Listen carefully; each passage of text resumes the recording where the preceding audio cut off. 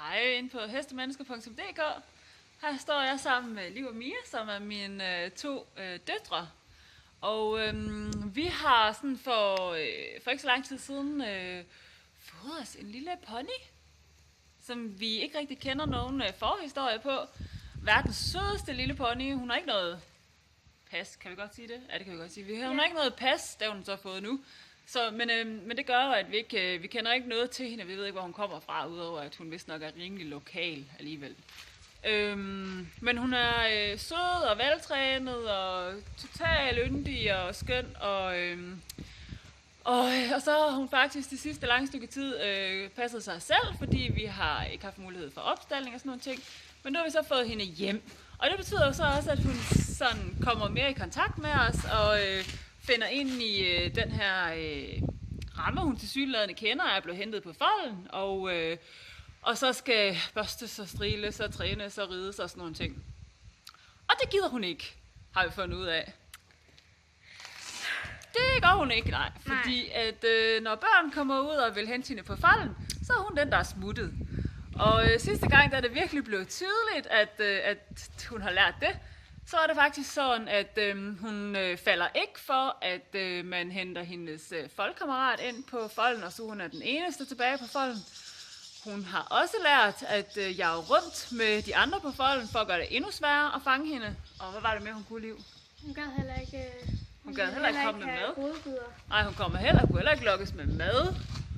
Og lad os bare sige, at hun er rigtig god til at undgå at blive fanget. Ja, det er hun har øvet sig meget på, ting. Og det er faktisk rimelig irriterende. Det er mega irriterende, og det er mega tydeligt. Og for mit vedkommende, så er det jo også sjovt. Altså, fordi at, det er ikke sjovt for jer, men det er jo en lille smule sjovt for mig, fordi at... Ja, det er faktisk sjovt. Ja, det er lidt sjovt, fordi at det kan kræve lidt teknik, og jeg elsker sådan noget teknik. Og samtidig så synes jeg også, det er vigtigt at komme ind på, at der er et budskab i, at hun løber, og hej! Og det vil jeg gerne beskrive noget tekst senere, men nu synes jeg, at I skal prøve at se, hvordan hun opfører sig, når Mia hun vil fange hende med den her grime. Er du med for det, Mia? Ja. Er det okay? Okay, det gør vi.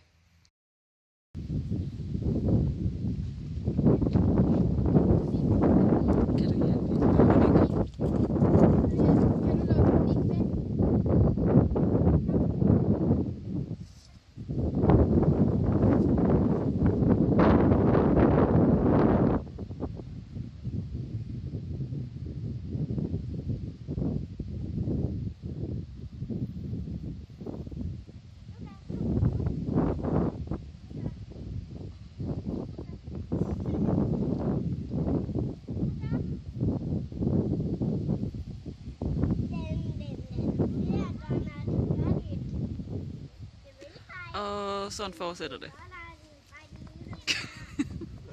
Det er mega frustrerende. Okay, Mia. Hold bare.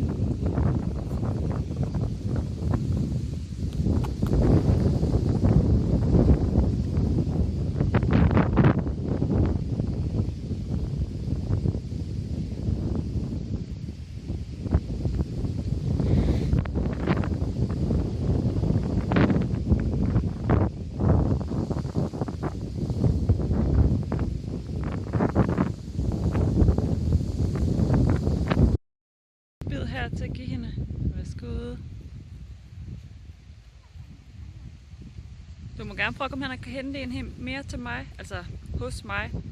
Bare lad hende stå, så kom. Får du det her. Og så går du hen til hende igen. Godt, Mia.